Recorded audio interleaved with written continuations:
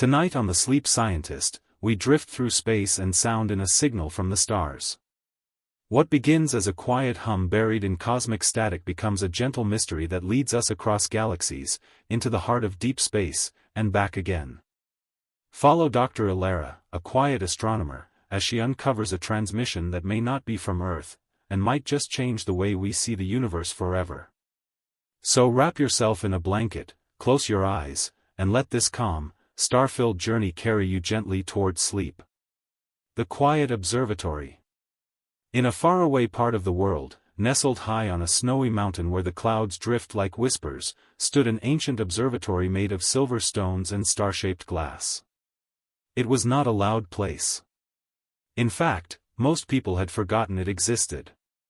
But inside, in the heart of the dome, a single light always glowed, a gentle amber flicker in the dark. Here lived Dr. Ilara Noor, known to few as the Sleep Scientist. She wasn't famous. She didn't go on television or win prizes. But she had something more precious: patience, and a deep love for quiet mysteries. Every night, while most of the world slept, Dr. Noor would sit in her velvet chair beside a humming old telescope. The machine wasn't modern, but it was loyal. Its golden rings creaked softly as she adjusted it toward the sky, scanning stars that twinkled like frozen fireflies. On one such evening, the air was unusually still, like the world was holding its breath. The wind had stopped moving. Even the telescope seemed to pause. And then, it happened. A small blinking light appeared on the monitor beside her. Not a star. Not a planet. Something else. A gentle pulse, faint, regular, almost like a heartbeat. She leaned in. Beep. Beep. Beep. The signal was soft, steady, and not random. It was repeating in a pattern. A strange one, like music made of numbers. Her hand froze above the notebook. She whispered, "Is someone out there?" But no one answered, except the stars. And so began the most unusual and dreamy journey of her life. A journey filled with deep sky whispers, codes hidden in moonlight, and a mystery that would carry her gently across galaxies, not with rockets, but with wonder. To be continued. Patterns in the silence. The signal played softly through the night, steady, quiet, and deeply mysterious. Dr. Ilara Noor sat motionless, listening as though the stars themselves were whispering a secret only she could hear. She didn't rush. She simply closed her eyes and breathed deeply, allowing the rhythm to soak into her mind like a lullaby. Beep, beep, pause, beep beep. Outside, the snow fell in slow spirals, wrapping the observatory in silence. Inside, Ilara unwrapped a dusty notebook bound in navy blue cloth. She hadn't used this one in years, not since her first project decoding ancient meteor signals, but something about this new pattern stirred a familiar sense of awe. She gently began writing. 11:42 p.m. A soft pulse, 3 notes repeating. It feels calm. Not mechanical. Not random. Almost like a voice trying to remember how to speak. She looked up at the telescope. "Where are you?" she whispered, brushing her fingers against the screen.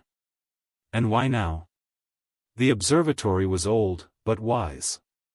Its copper coils hummed quietly as if it, too, was curious.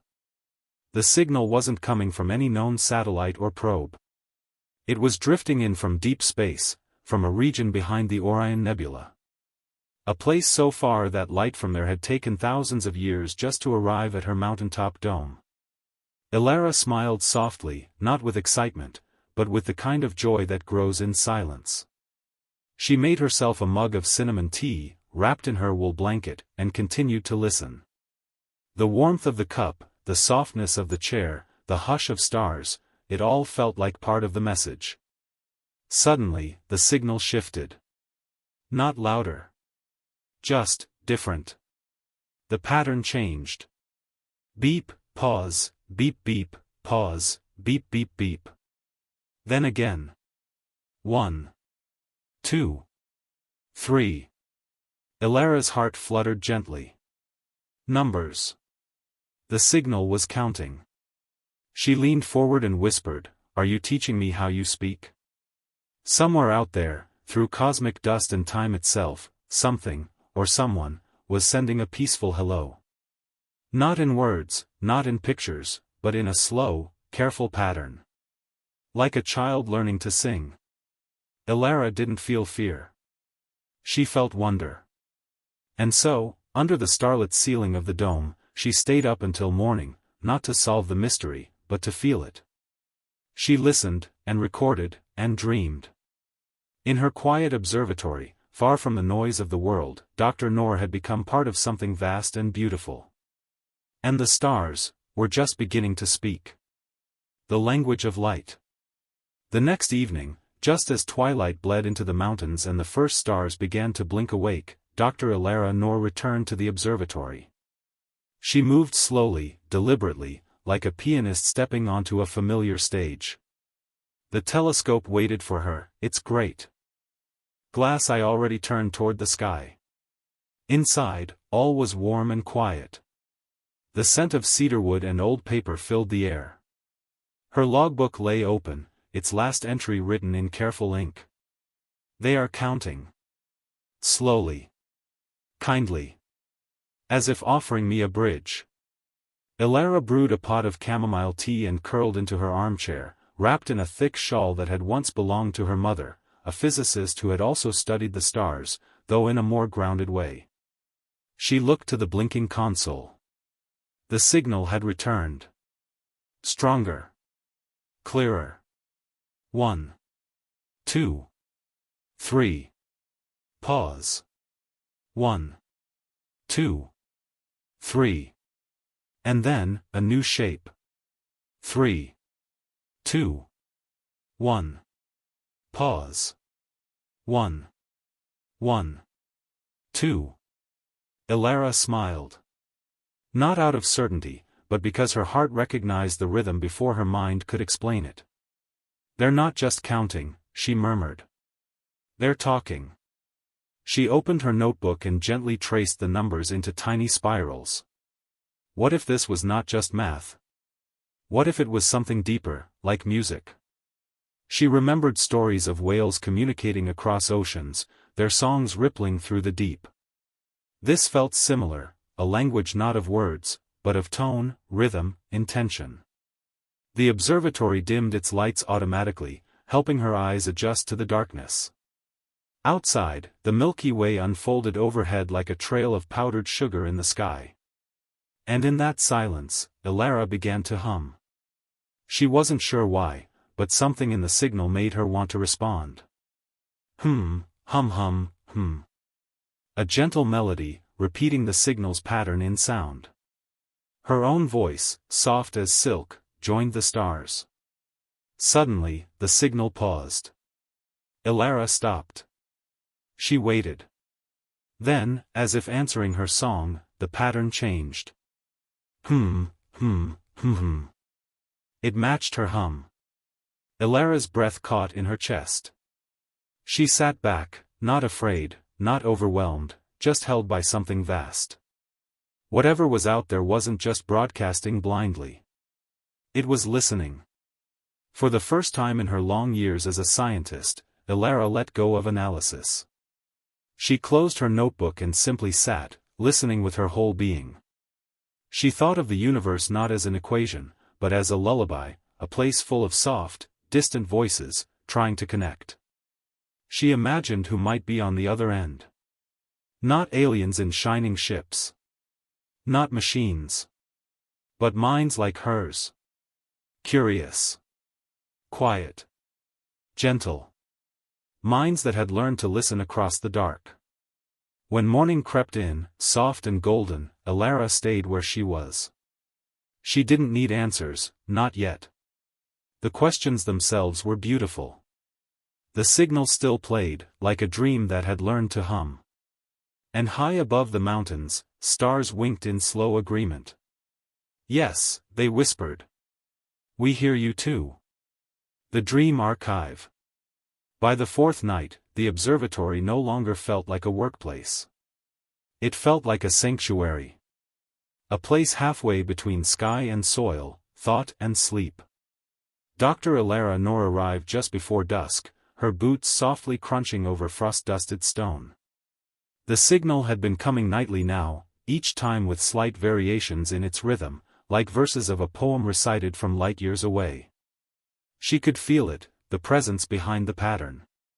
Something kind. Something deeply curious. She had started calling it the dreamer. Not because she knew who or what was sending the signal, but because it felt more like a dream than data. Each pulse of light carried something that defied measurement, an emotion. A question. A hope. Tonight, she had brought something new with her. A small copper cylinder, polished and warm from her hands. Inside it were dozens of tiny folded papers, each one holding a piece of humanity, fragments of poems, songs, lullabies, sketches, and simple notes from people she loved. She placed the cylinder next to the console, as if the act itself, offering something in return, might be felt. Tonight, she whispered to the telescope, we send a dream back. She tuned the transmitter to a narrowband frequency, one the dreamer had used in its earlier messages, and began to craft a gentle pulse. Not a message in language, but a slow pattern of light and tone that echoed the structure of a lullaby. She tapped the keyboard lightly, as though playing a harp. Pulse, pause. Pulse, pulse. Long pulse.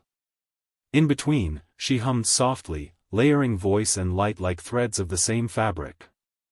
Then, she played a recording. It was of a child's laughter, her nephew, recorded on a rainy afternoon, chasing bubbles in the garden. And following that, the sound of rain on glass, then whined through pine trees. The observatory grew still.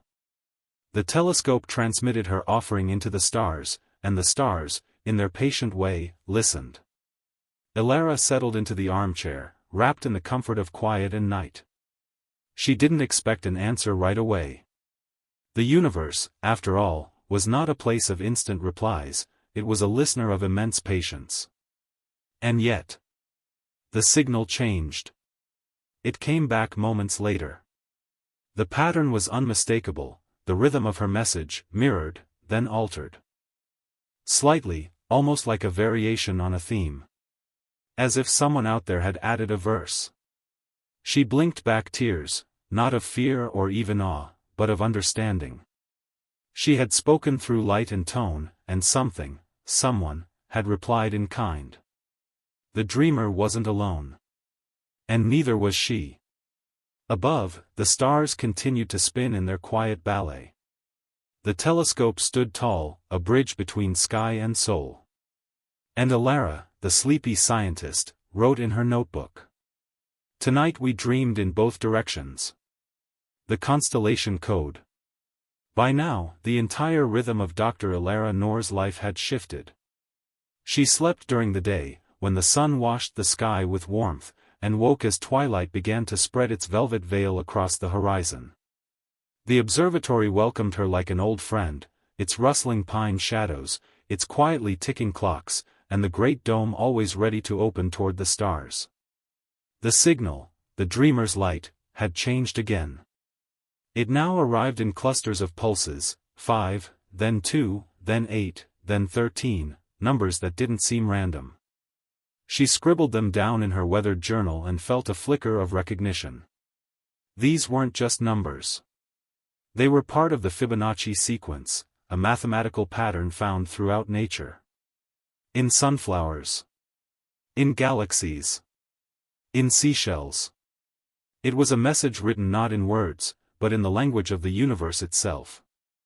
With every transmission, Alara felt a sense of harmony, as if this was a shared conversation, conducted across the vast canvas of the cosmos.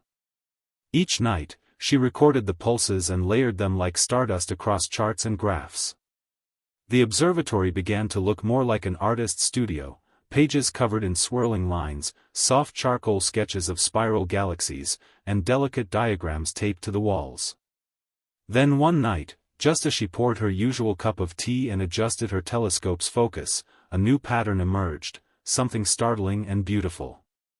The signal flickered and danced, forming a shape when plotted on her console, a constellation.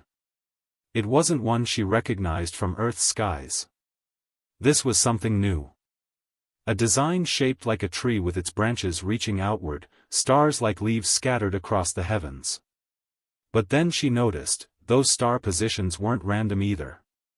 They matched coordinates from known exoplanets. Worlds where water might flow. Where life might bloom. Was it a map? Her heart beat gently beneath her sweater as she traced the shape again. It looked like a message of invitation. Or maybe, a memory. A portrait of places loved long ago. She sat back in the leather chair, letting the warm light from the nearby lamp soften the corners of the dark room. Outside, the wind hummed low and steady. Inside, the hum of the telescope felt like a lullaby. She closed her eyes briefly and imagined a faraway intelligence sitting beneath its own night sky, doing exactly what she was doing now. Listening. Wondering. Hoping. A scientist. A dreamer. Ilara reached for her notebook and wrote the only words that felt right. They remember the stars too. The observatory's secret. As the days slipped gently past, something unusual began to happen within the observatory itself. It started with a soft vibration, barely noticeable at first. When Ilara leaned her elbows on the old oak desk, she could feel it, like a low hum beneath the wood. Almost like a purring cat curled deep within the foundations. At first, she thought it might be the old heating system or the way the wind moved through the stone walls. But it always started just before the signal arrived. Every night, at precisely 2:17 a.m., the vibration would begin. Then the signal, the rhythmic pulse from deep space, would follow, as if the observatory already knew what was coming. Ilara began to wonder, was the observatory responding to the transmission? Or had it always been quietly alive? One evening, as rain tapped gently against the domed ceiling and lightning flickered far off in the clouds, she decided to stay after the signal faded. Instead of closing her notebook and climbing the stairs to her little sleeping loft, she wandered the narrow corridors of the building. She passed old portraits of astronomers long gone, dust-covered globes, and blackboards etched with equations. The observatory was older than she'd ever realized, built during a time when scientists still relied on star charts drawn by hand. In the oldest wing, beneath a locked trapdoor she had never dared to open, Ilara found something curious. A small, metal panel hidden behind a bookcase. It looked like an access hatch, modern, oddly out of place in a building so old. When she pressed her hand against it, the vibration deepened. Warmer now. As if acknowledging her presence. The panel opened with a faint hiss. Inside, nestled between wires and blinking lights, was a crystal disk, pulsing with the same rhythm as the signal from the stars. She gasped. It was glowing softly, and its surface shimmered like water touched by moonlight. It felt aware. Had someone built this in secret? Was it a receiver, or something much older? Suddenly, a thought bloomed in her sleepy mind. What if the observatory wasn't just built to study the stars? What if it was built to remember something? A message. A meeting point. A story, slowly told across centuries. She stood there in the silence, holding her breath as the rain pattered above and the stars wheeled slowly outside. The signal continued, humming gently through the disk, through the floor, through her bones. Ilara sat beside the open panel and whispered to no one in particular. I think this place has been waiting, for me. The memory code. Ilara returned to the crystal disk night after night. She never told anyone about it. Not even her colleagues in the city, or the friendly voice on the astronomy forum who used to chat about star positions and telescope models. Somehow, this felt different, private. Like a secret whispered through the stars just for her. Each time the signal came, the disk would glow. And slowly, over several nights, it began to change. At first, the pulses were simple, a steady beat, like a heart or a clock.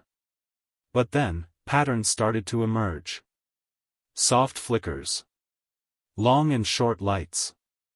And Alara realized with a thrill, it wasn't just a signal. It was code. She remembered her early training, the way ancient astronomers tried to communicate using patterns. Morse code. Binary. Light and dark.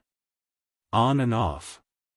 She set to work decoding it, though it was unlike anything she had ever seen. The patterns weren't just messages, they were memories. One night, the pulses created a vivid image in her mind, a red desert under two suns. Towering spires of glass rising from a canyon. A sky full of strange, fluttering kites, except they weren't made of string and cloth. They moved like birds. And in the center of it all, a being. Tall. Serene. Watching the sky. Another night, she saw a sea of stars above a frozen world, its ice cracking open to reveal luminous oceans below. Shapes moved beneath the water, fluid, graceful, unknowable. These weren't dreams. They were too detailed, too persistent. They were visions, sent across space and time. It's not just data, Alara whispered to herself one night, curled up beside the panel. It's someone, showing me what they remember. And then she asked the question that had been building inside her for weeks. Are you trying to help me remember something too? Suddenly, the signal surged. The crystal disk vibrated more strongly than ever, and a deep hum echoed through the observatory's walls. Lights flickered.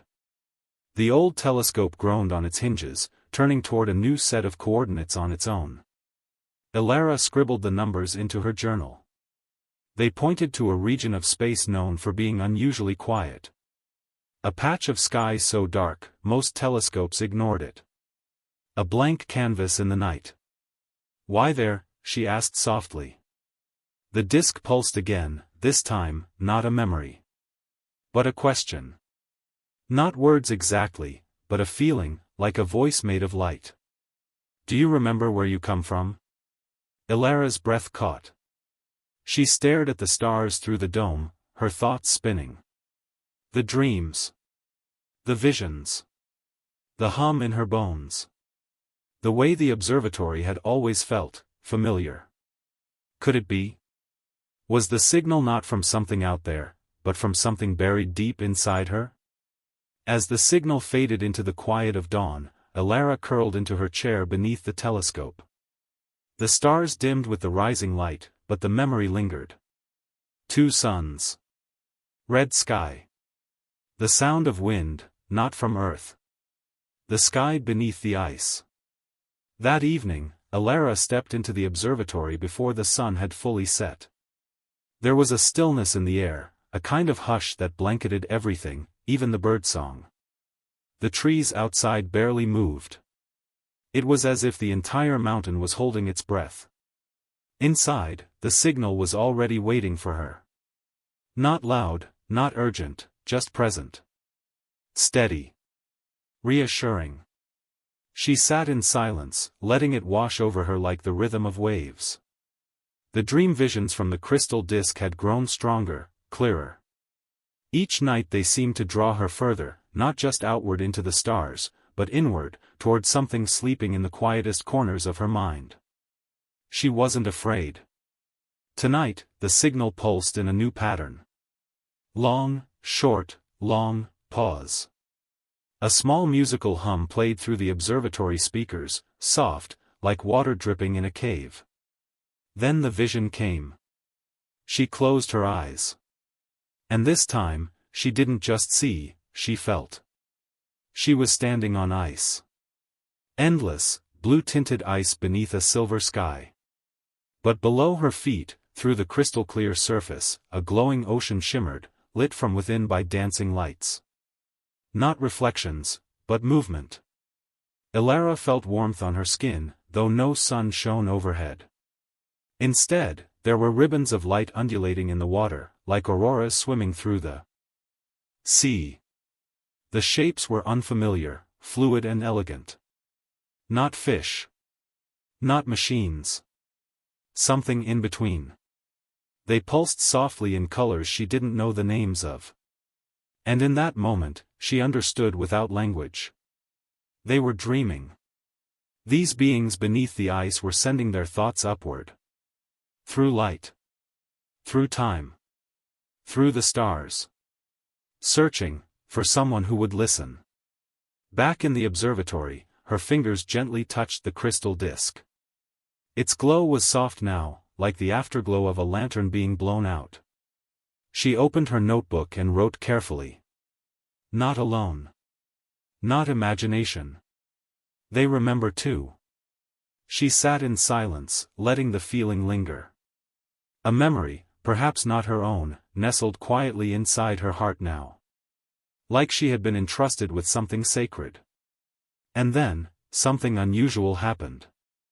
The coordinates on the console changed. They now pointed home. Back to Earth. Her telescope, which had always turned skyward, was now aimed directly overhead, focused not on some distant star system, but a tiny blue dot just beyond the clouds. "You're looking, here," she whispered. As if answering, the signal pulsed once. Then paused. Then again. And in that moment, Elara realized. The sky didn't just stretch outward. It also stretched inward. The message had never been about discovering them. It had always been about remembering us. The memory machine. The next morning arrived wrapped in silver fog. Elara's breath clouded the window as she watched the quiet world outside the observatory. Trees stood motionless, blanketed in frost. No bird sang. The telescope, still pointed at the dark patch of sky, waited in silence, like a sentinel holding its breath. Inside, she brewed tea made from star anise and chamomile. The aroma filled the dome like a memory itself, sweet, warm, and faintly strange. She hadn't slept much. The wordless message, the sound of her name echoing from the stars, had circled her thoughts like a planet around a sun. Who, or what, was speaking? To distract herself, she turned her attention to the equipment. A quiet corner of the lab held something she hadn't touched in years, an experimental device she'd once helped develop during her doctoral work. It was called the memory machine, a misnomer, really. It didn't record memories like a camera, nor read minds like a fantasy novel. Instead, it measured faint electrical signals that passed through the brain during moments of deep imagination, those quiet, drifting states between dreaming and waking, where thoughts didn't quite belong to the present. In testing, they'd found that people often imagined places they'd never seen. Structures, constellations, languages. Nonsense, the others said. But Elara had always wondered, what if they were real? She powered it on. The interface flickered to life with a soft hum. She placed the sleek headband across her temples, dimmed the lights, and lay back in her recliner beneath the stars painted on the observatory's dome ceiling. "Let's dream," she whispered. As she drifted into that gentle space between sleep and thought, the memory machine began to map her brain's activity, lines of data scrolling across the monitor like a soft lullaby in digital form. And then, something unusual. A pattern. A precise frequency buried within the noise. It matched the transmission from the stars. Her brain was receiving the signal. Not just hearing it, but responding to it. As if something buried deep inside her already knew its rhythm. She opened her eyes slowly, heart quiet but racing. She knew what she had to do next. Elara set the memory machine to record and returned to her telescope. With trembling hands, she aimed the dish just a few degrees left, where the last whisper had faded. The stars twinkled patiently. She closed her eyes, and listened. Then, like the flicker of a match in the dark. A sound. Low. Haunting. Musical. And another pulse. This time, not a word, but an image. It flashed in her mind like a dream. A city of light suspended in a sea of stars. Towers shaped like tuning forks. Floating walkways. Beings with eyes like galaxies. And, at the center of it all, a mirror. Reflecting her own face. Elara gasped softly. She was not just seeing the stars. She was remembering them. The machine continued to hum. And somewhere in that vast silence between galaxies, something, someone, was remembering her too. The mirror in the sky. The night that followed was darker than usual. Clouds blanketed the stars, and the wind sang low through the pine trees around the observatory. Elara sat curled beneath a woolen blanket, the crystal disk resting beside her, softly glowing with its usual pale light. She had spent hours replaying the images from the memory machine. The city of starlight. The mirror. The face that was somehow hers, and not hers. What did it mean? The telescope's control panel blinked once. Then twice. A quiet alert, an incoming signal. Elara leaned forward, heart steady, breath shallow. The coordinates were moving. Not random, not chaotic, deliberate. The signal was pointing her telescope toward a very specific patch of sky, a small cluster of stars near the constellation Lyra. She adjusted the scope, hands careful, reverent. The moment the telescope aligned, the signal sharpened, clearer than ever before. It pulsed through the speakers like a heartbeat, then stretched into a slow, musical tone. Then another flash of imagery flooded her thoughts, this one stronger, more vivid. She stood once again in that impossible city of stars. But this time, she was walking through it. The streets were wide and silent, paved with a kind of translucent stone that shimmered with soft colors beneath each step. Towers of crystal spiraled upward around her, each one tuned to a different frequency, humming quietly in harmony. And at the end of the walkway, the mirror waited. It floated in the air, round and thin as a soap bubble, but deep, infinitely deep. As Elara stepped closer, her reflection shifted. She saw herself, as she was. But then she saw someone else. Someone with the same eyes, the same calm curiosity, but older, wiser. Dressed in a robe that shimmered like moonlight. Not human, not entirely, but familiar. "You are part of us," the being said gently, though no lips moved. "You have always been." Elara reached out her hand, and the surface of the mirror rippled. And then, she was back. In the observatory. The signal fell silent. Just the wind again. Just the hush of the trees. The stars still hidden behind clouds. But Elara knew something had changed. Because now, when she looked into the crystal disk, she saw herself reflected in it. And the stars behind her. She picked up her notebook and wrote a single line. "The message isn't out there. It's within us. And it's always been calling home." The observatory sleeps. The wind outside the observatory had settled into a whisper. Elara sat still, the glow from the crystal disk warming her hands, though she hardly noticed. Her mind was full, not with noise, but with a quiet kind of knowing. The kind that doesn't speak in words, but in feelings, symbols, impressions. As if a door had opened inside her, leading not outward, but inward. She stood and walked to the wide circular window at the center of the dome. The clouds had finally cleared, revealing a sky scattered with stars, each one shimmering like a thought waiting to be remembered. The mirror. The message. The reflection of herself that wasn't just her. She whispered softly. "What if they aren't visitors? What if we are the forgotten ones? Remembering?" Her fingers brushed over the telescope's worn controls, and for a moment she imagined what it must have felt like for the early astronomers, Galileo peering through his handmade lenses, Edwin Hubble realizing the galaxies were racing away, Vera Rubin proving the unseen gravity of the universe. They all had looked up and wondered. And so did she. That night, she let the observatory rest. No scanning. No experiments. No journal entries. Just silence. Elara climbed the narrow wooden stairs to the tiny sleeping loft above the main dome. She lay down on the simple cot, tucked beneath thick blankets that smelled faintly of cedarwood and starlight.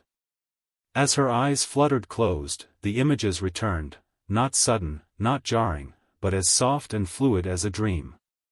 She was drifting among stars. Not flying. Not falling. Just floating. Held by something unseen and ancient and kind. And then she saw Earth. Blue. Fragile. Bright. And orbiting just beyond it, something new. A structure. Vast, golden, and alive with lights, like an observatory not made of metal and stone, but of thought and memory. It was watching. Not as a machine. But as a mirror. A mirror to remind Earth of who it once was. And who it could become again. Far below, the telescope sat motionless. The control lights dimmed. The dome roof slowly closed as the last star dipped below the horizon. The observatory had done its work for the night. And so had Elara. The memory map. The next morning, light came softly through the observatory windows, filtered by clouds the color of sea glass. Elara awoke with a sense of stillness so complete it felt like time itself had paused to let her rest. She moved slowly, padding downstairs in wool socks, the floorboards creaking like a ship adrift. The kettle hummed to life, and the familiar scent of mint and honey filled the room. Steam rose gently from her mug as she sat by the console and looked again at the telescope's logs. Everything from the night before was still there. The frequency bands. The mirrored pulse. The faint, rhythmic signature that had traveled light years to whisper to her. But now, there was something new. A faint spiral overlay had appeared on the console's star chart. Not visible to the naked eye, but there, buried in the data. It was like a celestial fingerprint, a pattern woven through the constellations she'd always known. It looped around Orion's belt, curved past Andromeda, and wrapped, ever so faintly, around Earth's own moon. "It's a path," she murmured. Or maybe, a memory map. What did it mean? Was it meant to be followed, or simply remembered? Elara reached for her journal, the one she had bound herself in deep blue cloth, the pages thick and soft like handmade paper. She flipped through sketches, diagrams, star positions, and settled on a blank page. And she began to draw, not in straight lines or measurements, but in curves and spirals and dots that matched no known coordinates, and yet, felt true. Each mark brought back a feeling. Not a memory. Something older. Something that belonged to humanity long before cities and satellites.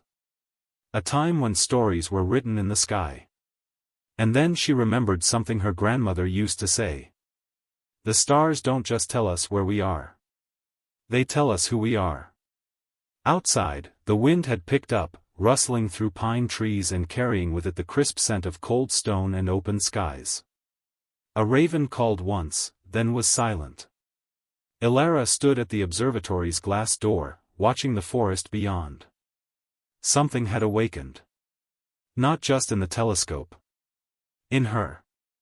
And somewhere, far beyond what any satellite could see, something watched back. Not with eyes. But with memory. The observatory's secret. As the quiet of the evening settled in once more, Elara lit a single oil lamp beside her desk. Its warm glow spilled across her notes, casting flickering shadows that made the drawings seem alive, like constellations dancing across the paper. She sat with a blanket around her shoulders, sipping her tea slowly. Outside, the trees stood still, and above them, the stars waited, silent, patient, ancient. Elara's fingers moved over the controls of the telescope, not to observe this time, but to listen. The deep space receiver was silent, as expected. And yet, something about the silence felt intentional. It wasn't the absence of sound. It was the presence of quiet, like someone had finished speaking, and now waited for her to reply. That thought made her pause. What if this whole time, the signal wasn't a message to her, but an invitation? She looked again at the spiral path, the one she had called the memory map. She realized now that it wasn't pointing to a single destination, it was highlighting places where signals had once echoed before, and faded. Like breadcrumbs. But for what? She opened an old drawer in the observatory desk, the kind of drawer that sticks a little, as if it holds memories and not just paper. Inside, she found a leather-bound field book, wrapped in twine and dust. It belonged to the scientist who had first built this observatory over 100 years ago. A quiet man named Dr. Matthias Gorin. She had always meant to read it. Tonight, something nudged her to finally open the pages. Inside were ink sketches of the stars, but also of something stranger, drawings of symmetrical waves, diagrams labeled with symbols not found in any known alphabet, and a single repeated phrase in the margins. The sky remembers. The sky returns. She ran her fingers over the words. The ink was smudged, as if written in haste, or awe. The journal chronicled Gorin's dreams as well. In one entry, he described seeing a beam of light that pulsed not outward but inward, into the mind.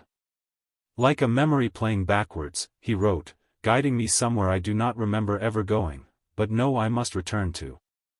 Ilara leaned back in her chair. The observatory wasn't just a place for looking outward. It was a place built to help one look inward too. A light flickered on the console. A low chime sounded, not the alert of a signal, but a repeat. The data from the previous week was coming back through the receiver again. Identical. Word for word. Like an echo from across time, not space. And then, something different. A brief tone, only 3 notes. Simple. Soft. Rising, rising, falling. Not noise. Music. Ilara closed her eyes, letting the tones linger in her mind like a lullaby from a distant place, one she'd never been, yet somehow knew. The universe, it seemed, did not always speak in equations. Sometimes, it sang. And tonight, it was singing to her. The song beneath the silence. The 3 notes played over and over in Ilara's mind as she sat beneath the silver dome of the observatory. Their simple rise and fall was almost like a breath. Inhale. Inhale. Exhale. She scribbled them onto her notepad. Musical note. It wasn't a melody, not in the traditional sense. But it carried a shape, a feeling, like something ancient and universal. Not just a signal, perhaps, but a message meant to be felt, not analyzed. Her thoughts drifted like clouds across the sky. If the stars could hum, Ilara thought, this might be what they'd sound like. She pressed play again. The 3 tones repeated. And this time, on the 4th loop, something changed. A 4th sound. Faint. Almost imperceptible. A whisper of static. Then a soft click, like the opening of a door. Or the shifting of a lock. Then silence. Ilara didn't move. The sound hadn't come from her speakers. It had come from beneath the observatory floor. She walked slowly down the old spiral staircase, flashlight in hand. The air grew cooler and older with each step, thick with the scent of books, dust, and forgotten time. Beneath the observatory was a chamber no one had used in years. It had once been a backup data room. Before that, maybe something else. She turned the key in the old iron lock and pushed the door open. Inside was darkness, and then, shimmering faintly along the wall, she saw it. A mural. Painted in mineral pigment, almost hidden beneath layers of peeling plaster.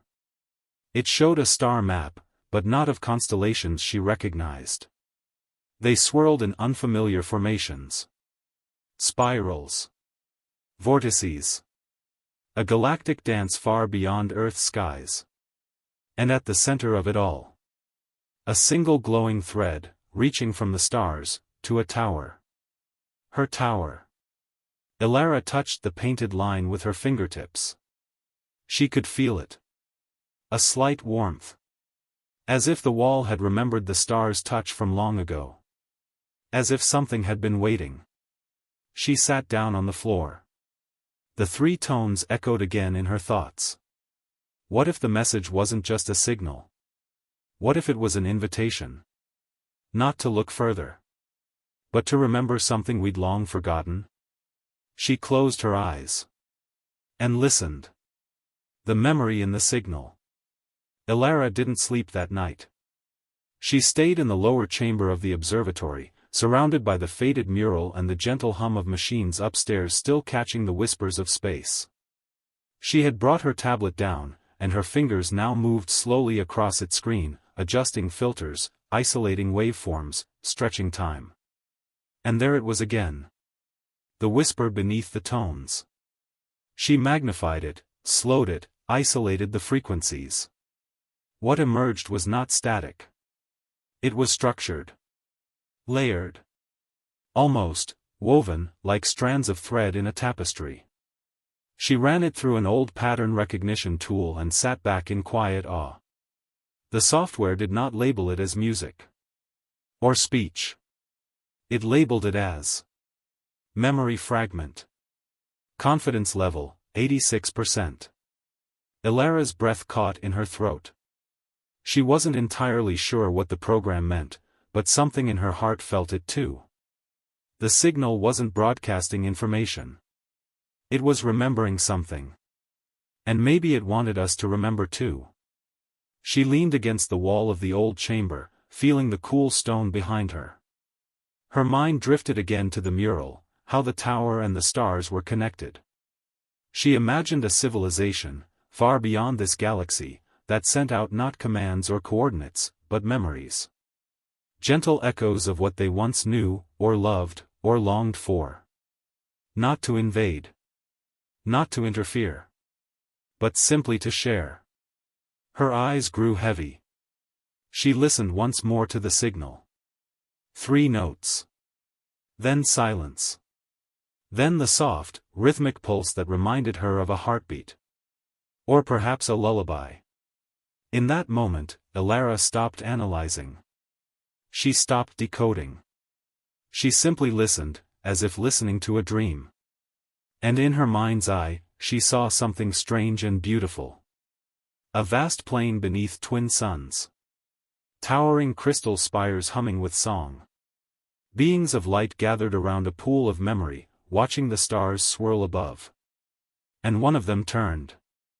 Slowly. Gently. Toward her. And smiled.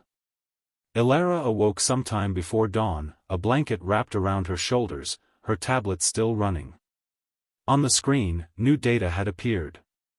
Signal changed, 2:43 a.m. New frequency detected. Translation suggestion, are you there? She blinked, sat upright. The signal had responded. The message between worlds. The morning sky outside was pale and silver when Elara returned to the telescope deck. The mountain air was cold, brushing softly against her cheeks as if the world itself was trying to keep her awake, grounded in the moment. But her thoughts were far, far above the clouds. The signal had changed. She had replayed it a dozen times, this new, fragile thread layered beneath the original pulse. It was simple, only a few tones, but undeniably deliberate. A question. Are you there? Not a broadcast. A conversation. Elara sat at her workstation, heart beating slow and full, matching the rhythm of the transmission. She didn't rush to reply. Something told her this was not a moment for speed. It was a moment for stillness. So she prepared her response not in words, but in something deeper, tone, intention, calm. She crafted a message in harmonic echoes, 3 rising notes, like the ones she had received, followed by a gentle fall, like a breath, and then a pause. In that pause, she imagined a quiet voice carried between stars, saying, "Yes. I hear you." And she sent it. Then, the waiting began. She stayed in the observatory for hours, walking between the telescope dome and the old mural below. Each room felt infused now with meaning, as though the observatory itself was beginning to wake up with her. Outside, clouds gathered. Rain began to fall, soft and slow. And just as the first droplets touched the dome's glass panels, the signal returned. It wasn't just a pattern this time. It was something more. A cascading wave of frequency shifts, complex, musical, layered. It wrapped itself around her data stream like vines curling around stone. The tablet trembled slightly in her hands as the software strained to keep up. Then it stopped. And on the screen, translated not by software but by sheer instinct, appeared 4 words. "We see you now." Ilara felt something shift inside her. She thought of Earth, blue and spinning in the dark, covered in forests, oceans, and questions. She thought of her own hands, small and quiet against the backdrop of cosmic silence.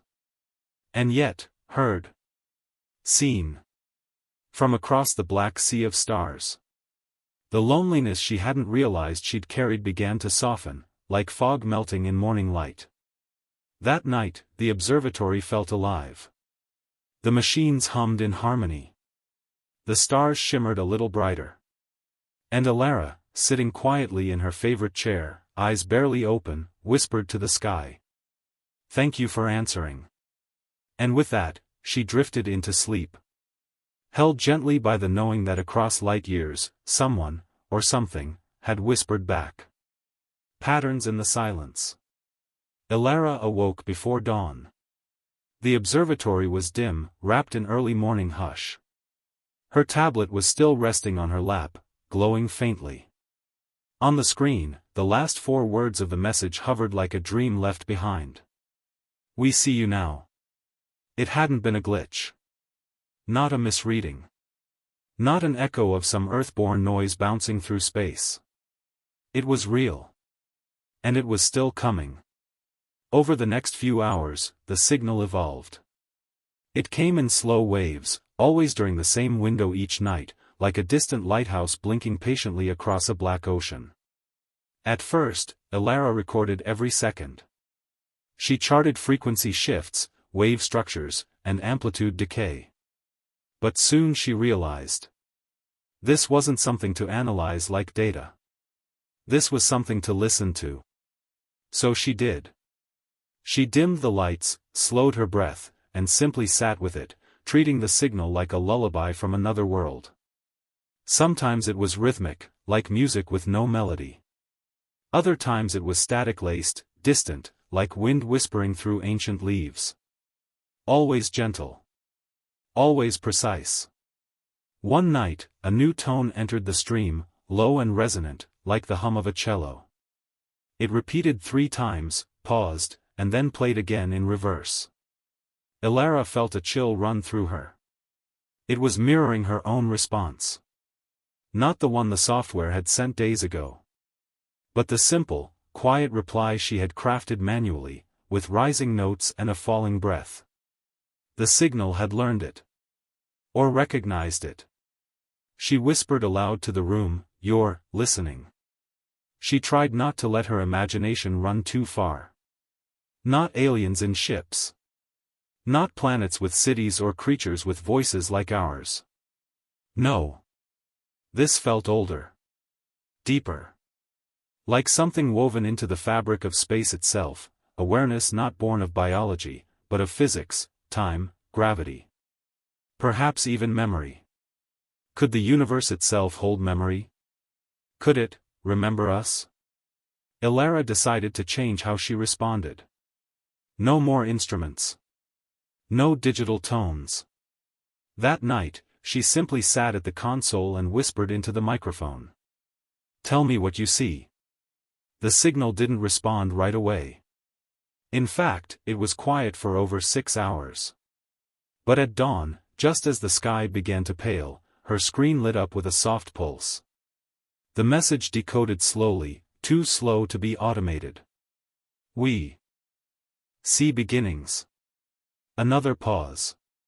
We see light becoming breath.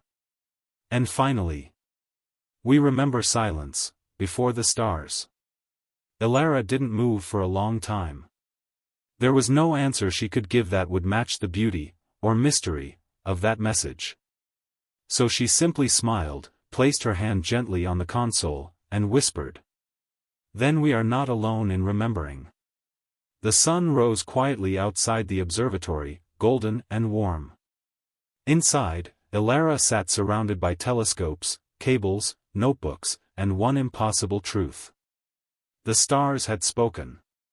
And someone, somewhere, was listening still. Dreams beneath the dishes. In the stillness of the following nights, Elara found herself sleeping less, but not from anxiety or fatigue. It was a peaceful sort of wakefulness, like her body had attuned itself to the rhythm of the signal. She wandered the observatory halls at midnight, letting the low hum of the radio dishes and the soft whir of the spectrometer keep her company.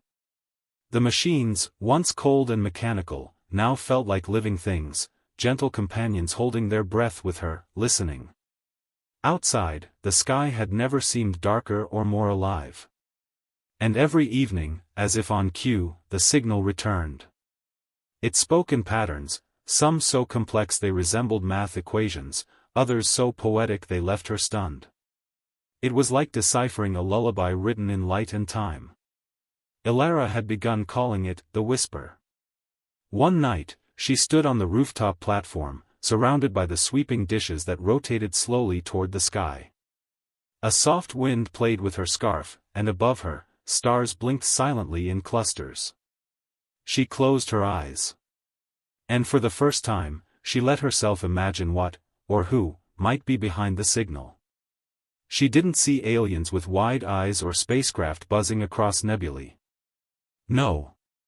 In her mind's eye, she saw something more abstract, a presence, quiet and old, drifting through the folds of space like music between the stars. A consciousness without form. Something that didn't build, but remembered.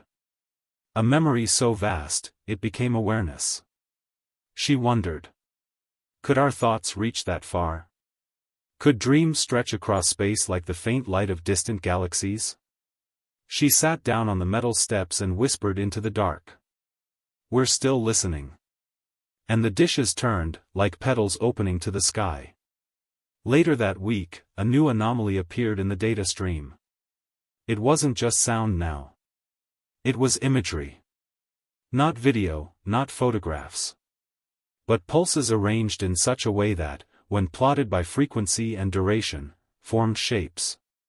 Swirls. Spirals. Fractals. The same golden spirals found in sunflowers and seashells. The same patterns that governed galaxies. Nature's geometry, reflected in an interstellar whisper. Elara was speechless. This was no longer just communication. It was art. The universe wasn't just saying hello. It was showing them something beautiful. In the days that followed, more spirals came. Then patterns of branching trees. Then a shape resembling two hands meeting, curved, reaching. Elara felt tears rise unexpectedly. The message wasn't just from far away. It felt personal. And somewhere in that great cosmic silence, she knew. Whoever, or whatever, was out there. They dreamed, too. The observatory that learned to breathe. In the days that followed, something changed, not in the data, but in the observatory itself. The building, once sterile and mechanical, began to feel alive. It wasn't just Elara who noticed it. Even the other scientists, reserved, practical people who measured stars in millimeters and seconds, began to speak in softer tones, to walk a little slower through the corridors, as though they, too, sensed a presence in the quiet. The massive satellite dishes outside no longer felt like tools. They felt like extensions of some vast sensory system, ears for the earth to listen with. And deep in the center of the observatory, Ilara's office had become a kind of sanctuary. She kept the lights low and let starlight pour through the window. Her screens displayed not code, but the slow spiral patterns extracted from the signal. Sometimes, she would sit back in her chair, cross-legged like a child, and simply watch. They were hypnotic. Like galaxies made of thought. One night, a storm rolled in, gentle thunder and velvet rain. Inside the observatory, the dishes continued their slow, rhythmic turns, undeterred. And at 2:43 a.m., Ilara received a new signal. But this time, it wasn't a spiral. It wasn't a frequency or a sequence. It was a pulse. Short. Steady. Repeating. Almost like a heartbeat. Ilara's own pulse quickened. She played the sound aloud. Ba-dum. Ba-dum. Ba-dum. It echoed through the control room, soft, steady, and very much alive. She recorded it. Ran it through every filter. Checked for errors. Nothing. This wasn't an anomaly. It was deliberate. The signal, so far removed from Earth, so abstract and ancient, had just become biological. It was mimicking life. Ilara sat very still. What was it trying to say? Was it answering her? Responding to her message from the rooftop? Or was it simply mirroring? By morning, the pulse had stopped. But the feeling lingered. A kind of peaceful ache. Ilara looked around at the others when the sun rose, golden light sliding down the corridors. There were no celebrations. No announcements. Just a shared silence. Everyone felt it. The dishes continued to turn. The signal resumed, spirals, waves, patterns. But Ilara knew, in her bones, that something had changed. Later that evening, she returned to the rooftop and looked out over the ocean of stars. She whispered again into the wind. "We are still here." A satellite passed overhead, blinking slowly like a wandering eye. And for a moment, just a brief moment, Ilara thought she heard something beneath the hum of the wind and the click of the telescope gears. A whisper, perhaps. A breath. As though the observatory itself had learned to breathe. The forest of listening machines. The following week arrived quietly, like snow falling in the night. The signal had returned to its familiar spirals, steady and unchanging. But the pulse Ilara had heard, soft and deliberate, stayed with her like a dream she couldn't quite explain. The observatory team was more focused than ever, and yet, gentler. They began referring to the signal as them, not it. A small change, but one that said everything. "We haven't heard back from them today," someone might say, sipping tea in the control room. Or, "Do you think they're still listening?" It was a strange intimacy with something they couldn't see. But Ilara understood. This wasn't just data anymore, it was a relationship. To expand their reach, the team received clearance to activate a forgotten installation deep in the northern forest, an old listening station, dormant since the 1990s. It was a quiet place. Overgrown. The satellite dishes stood like ghostly white flowers in a sea of trees, their petals tilted skyward. Ilara visited the station herself.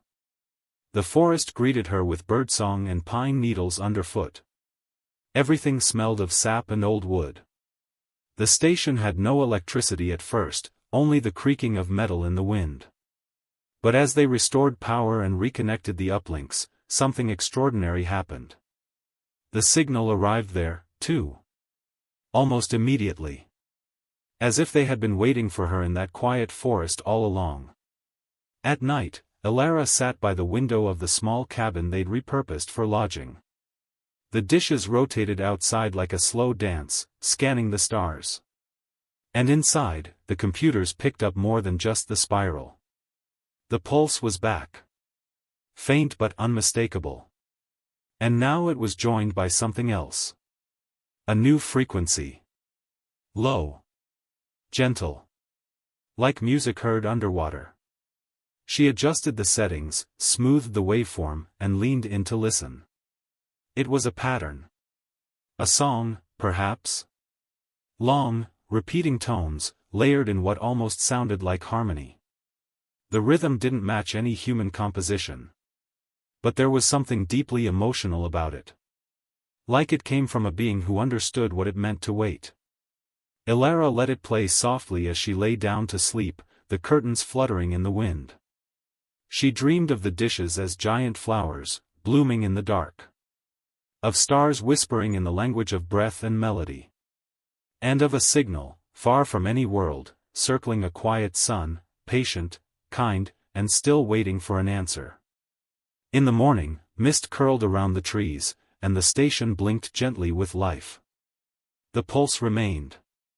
And so did the song. Something was happening. But Ilara didn't feel afraid. She felt like someone on the edge of understanding. And sometimes, that's all the universe asks of us, not certainty, not conclusions. Just the courage to keep listening. A conversation without words. Ilara watched the screen as the signal continued its nightly ritual, spiraling softly, accompanied now by the strange harmony they'd started calling the song. It pulsed at intervals, never aggressive, never chaotic. Just, there. As though it had been waiting for someone to listen for a very long time. She sat in the cabin with the lights off. Outside, a light snowfall dusted the satellite dishes, giving them a pearly sheen. The trees were silent, respectful. Nature seemed to be listening too. Inside, the air buzzed gently with the low, layered tones of the signal. And then, very subtly, it changed. The spiral shifted frequency. Just a little. Not a warning. Not a call. Just, a small adjustment. Like someone tilting their head mid-conversation. Ilara leaned forward. The pattern repeated. The pulse came. Then the melody. Then, another tone. One not heard before. Short. Singular. She held her breath. Again, it came. Pulse. Melody. Pause. New tone. It was a rhythm now. Predictable. And that was the key.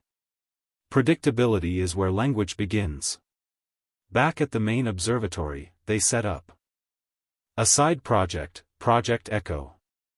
A team designed a simple response, radio pulses, intentionally structured, mimicking the pattern of a prime number sequence. It was mathematical. Universal. The kind of thing even a non-human intelligence might understand. They sent it once. Then waited. Nothing. A day passed. Then another. And then, on the third night, something answered. Not in prime numbers.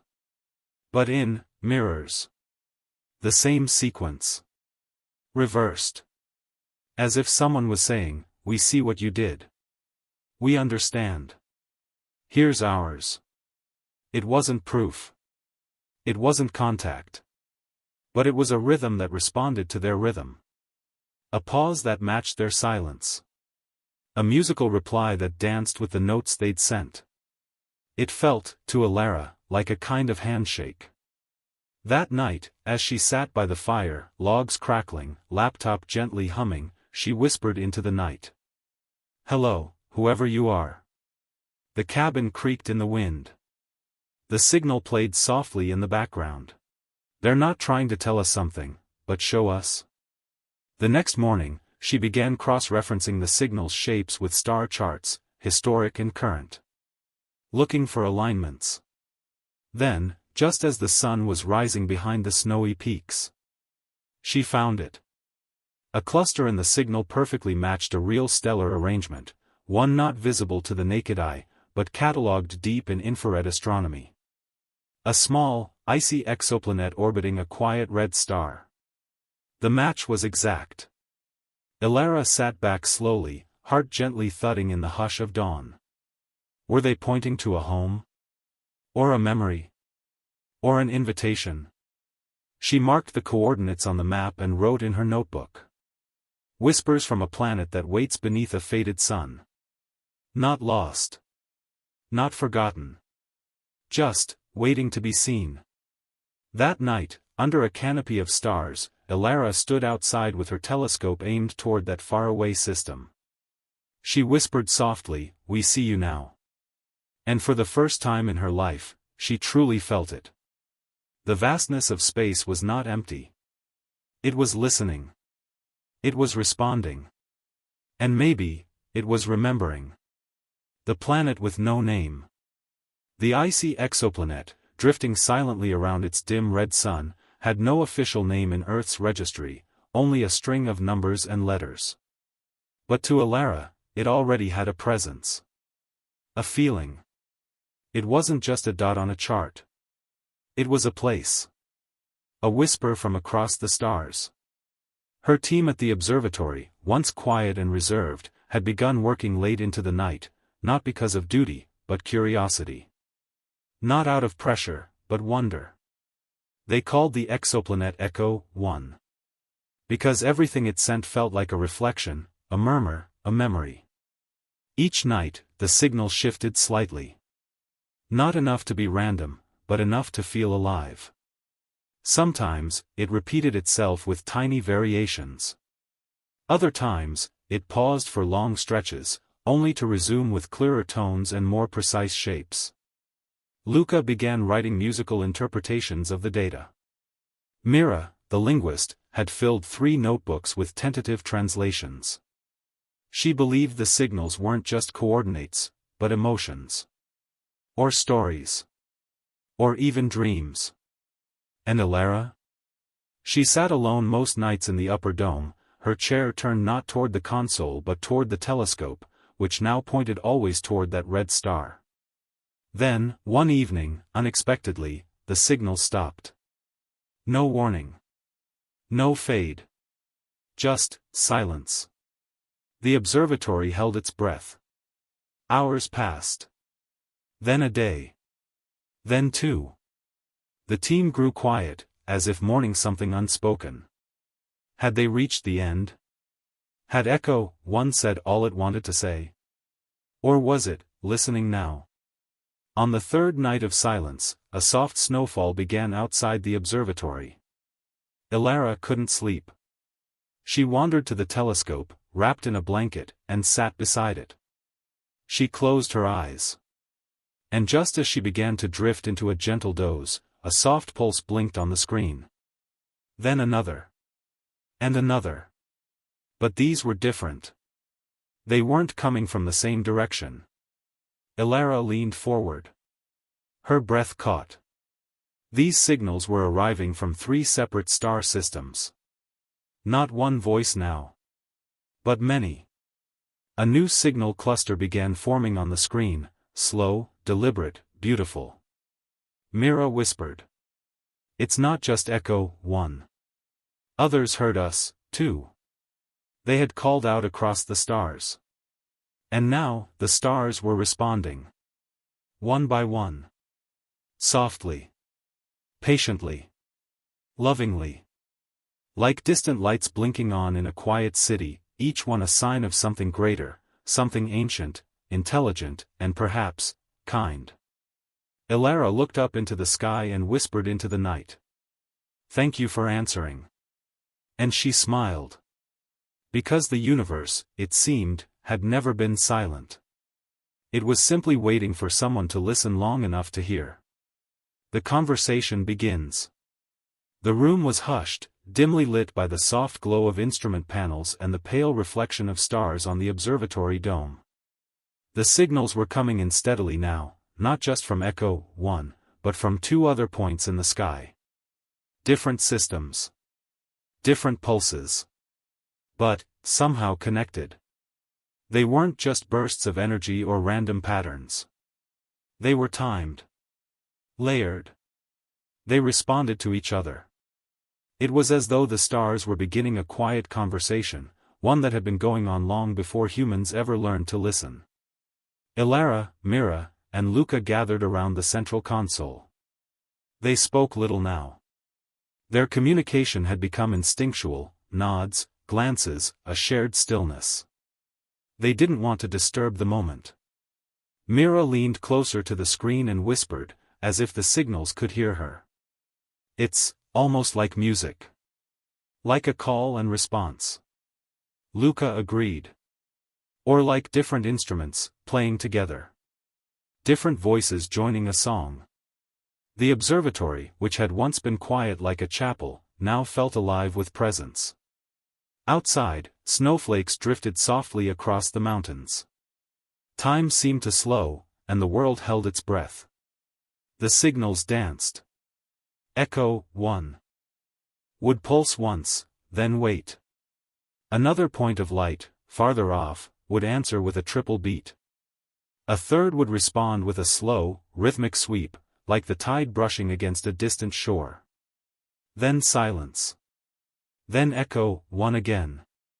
Over and over, the pattern repeated. But always with small changes, subtle shifts, like emotion in a whispered voice. Ilara sat back in her chair and stared at the ceiling of the dome. Above her, the stars blinked cold and distant, but tonight, she didn't feel small. She felt seen. Not just as a scientist. Not just as a human. But as someone listening. As someone who had dared to ask a question into the dark. And had received an answer. Later, Mira read aloud from her notebook, translating a section of signal frequency into sound. A low hum. A rise. A fall. Then a pause. Then again. Again. And again. And though it made no words they could understand, it made sense in its own way. It felt like kindness. Like curiosity. Like hope. The three scientists sat together in silence, their hearts full of something ancient and impossible to describe. It wasn't discovery. It was connection. The beginning of something that no telescope or satellite had ever truly captured. Not a signal. But a relationship. A cosmic thread, stretching across light years, now gently tied between souls. Ilara smiled to herself and whispered under her breath. "We are not alone. Not anymore." And in the comfort of that thought, surrounded by snow, stars, and the quiet murmur of distant friends, she closed her eyes. And dreamed of the universe. Messages in the silence. The observatory was now a place of quiet rituals. Each evening, just as the sun slipped behind the mountains, Ilara would light the small lamp beside her workstation. Mira would bring warm tea, her favorite blend of lavender and mint. And Luca would check Echo 1 systems one final time before their nightly vigil began. But tonight, something felt different. Not louder. Not faster. Just deeper. The signals hadn't changed in volume or pattern, but their presence felt stronger, like a voice you'd heard 1,000 times, now speaking directly to you. Mira stared at the waveform scrolling across the screen. "It's evolving," she said softly. Luca nodded. "Almost like it's learning how to speak to us." And indeed, it was. The signal was still composed of beeps and tones, pulses and silences. But now, the silences were meaningful. They had rhythm. They waited, as if listening for something in return. So, they tried something. Ilara placed a small speaker beside the console, connected it to their own sound generator, and created a simple reply. Just a tone. Held for 2 seconds. Then released. A pause. Then 2 short tones. They sent it into the sky, up through the atmosphere and out toward Echo 1 and beyond. Then they waited. The stars shimmered in the blackness above. The room was silent, except for the ticking of an old wall clock and the soft hum of equipment. And then, a reply. Not instant. Not dramatic. Just a subtle shift in the rhythm of the incoming signal. A change in the pattern. a mirror of their tone. Then a silence. A listening pause. Then the same tone again, this time with 3 small notes added at the end. It was unmistakable. An answer. A response from the dark, vast unknown. Luca's eyes widened. It's not random. It's mimicking us. Or maybe, completing what we started. Elara pressed her hand to her chest. Her heartbeat was steady, but she could feel it racing.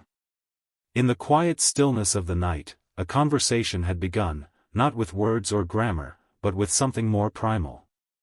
Sound. Silence. Attention. And wonder. Later, they sat outside the dome, wrapped in thick blankets and sipping warm tea. Above them, the stars didn't twinkle like they did in cities.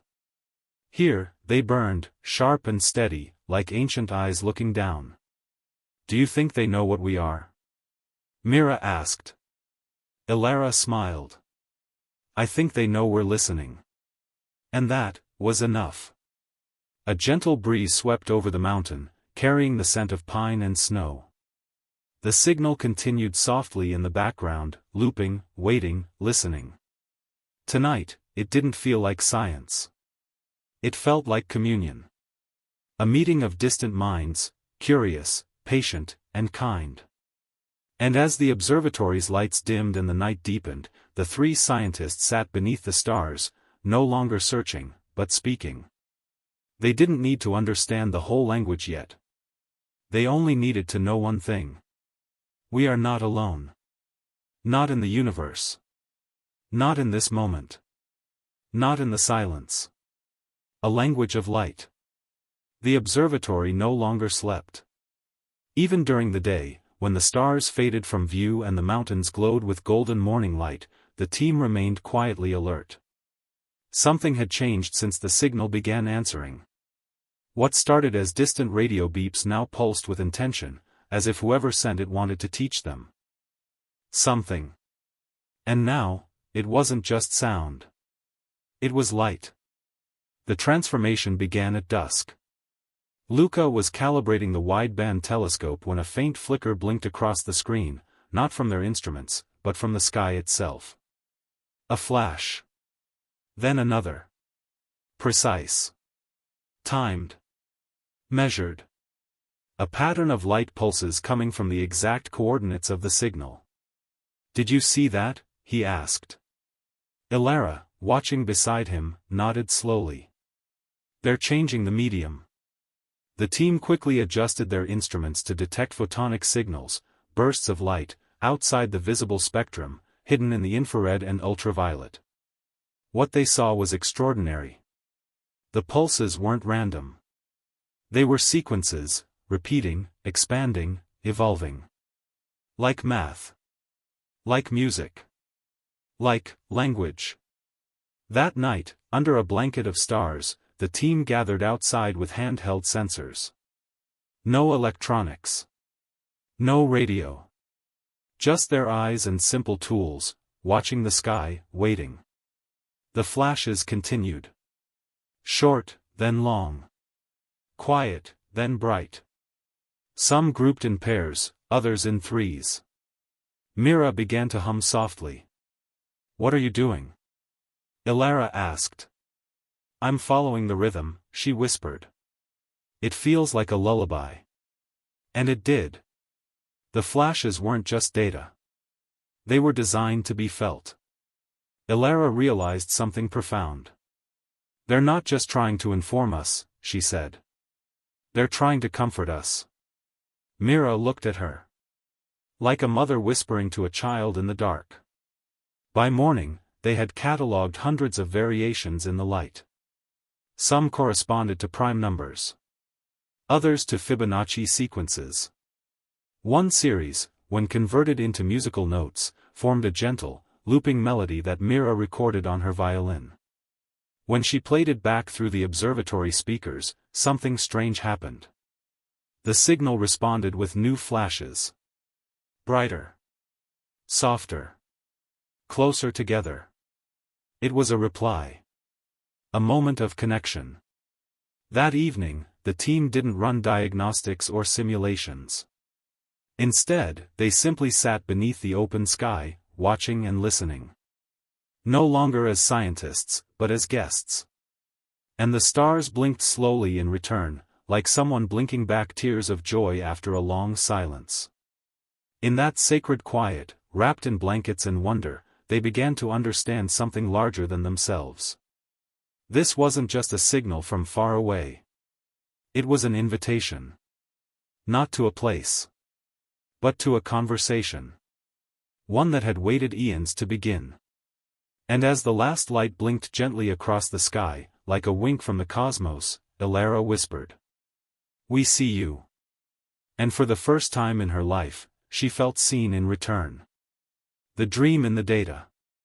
By the time the light faded from the eastern sky and stars quietly reclaimed their place overhead, the observatory felt less like a lab and more like a sanctuary. The signal, those soft pulses of light from some distant part of the universe, had taken on a rhythm of its own. It no longer felt random. It felt like breath. Slow. Measured. Living. Mira had begun sleeping in the observatory's loft, just beneath the dome. From her bed, she could see the sky framed like a painting, one that changed subtly every hour. She kept her notebook on her chest and a pen tucked behind her ear. Many of her dreams now carried fragments of patterns, light pulses that blinked across her thoughts. Elara, too, had changed. She used to pace with a clipboard and speak in clipped, efficient phrases. Now, she walked barefoot, often carrying a cup of warm tea, and whispered her observations as if not to disturb the signal. Her voice had softened. Her questions had deepened. "This isn't just about finding them," she murmured one night.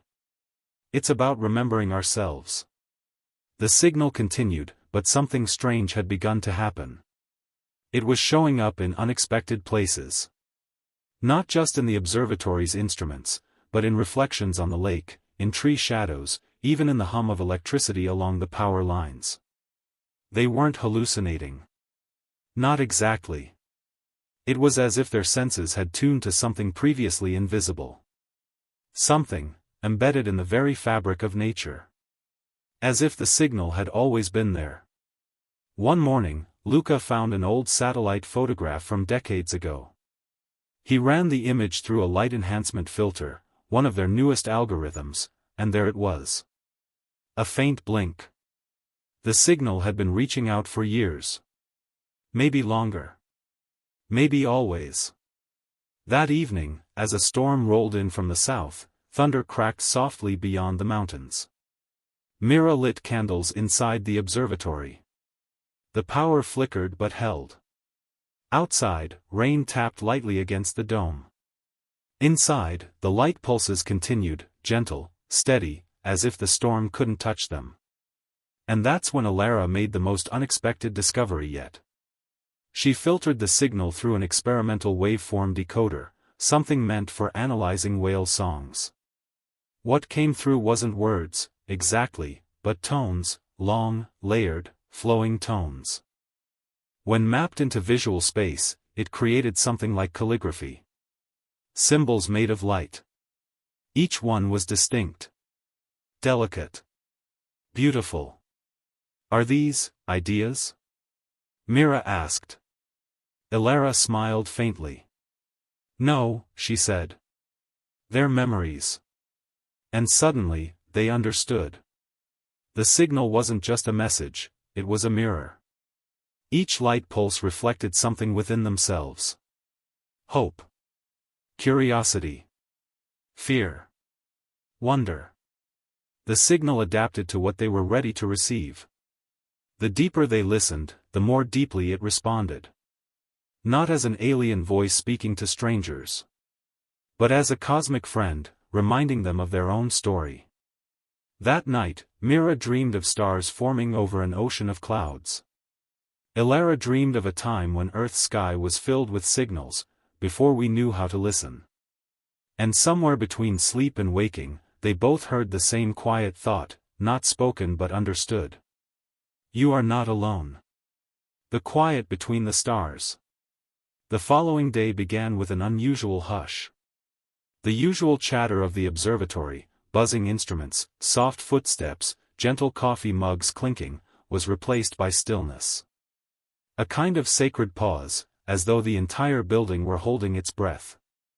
The signal hadn't changed. But the scientists had. Now, each flicker on the screen felt like a heartbeat. Each pause between the pulses felt like a whisper. They had moved past analysis. Past theory. They were in a new territory now, where science met story, and story met soul. Elara stood at the console with the softest smile. The latest transmission was different.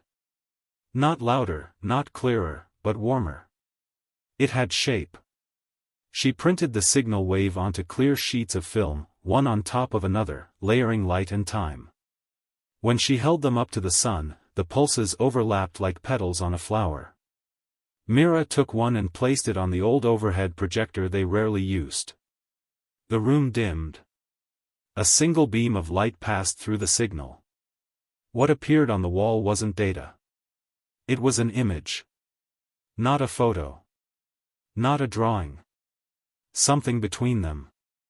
A spiral, delicate and endless, echoing the shape of galaxies, whirlpools, fingerprints. It pulsed in rhythm with the signal. Like a dance, Mira whispered. A slow-motion memory of something eternal. They all stared in silence, not quite scientists now, but dreamers watching the edge of the unknowable. The next few nights, the sky grew unusually clear. No wind, no clouds, no interruptions. Just the soft glow of stars above the mountain ridge. And the signal? It seemed to be syncing with something bigger. Not the stars. But the minds of those who listened. Each night, dreams deepened. Mira dreamt of walking on a shore lit only by starlight, each wave singing with a different note. Luca dreamt of vast libraries made from crystals, where knowledge hummed through the walls like gentle static. Elara dreamed of light, layers upon layers of it, braided into strands like hair or music. Then, one night, a new voice joined the signal. Not a voice in words. A presence. A warmth. The pulse came through with a low, soft vibration that made the walls hum. The tone was so low it wasn't heard, it was felt, like a memory in the bones. When the frequency passed through them, each person heard something slightly different. For Elara, it was the sound of her grandmother's garden. For Mira, it was the melody of wind chimes from her childhood window. For Luca, it was a quiet hum, like the one his father used when he thought no one was listening.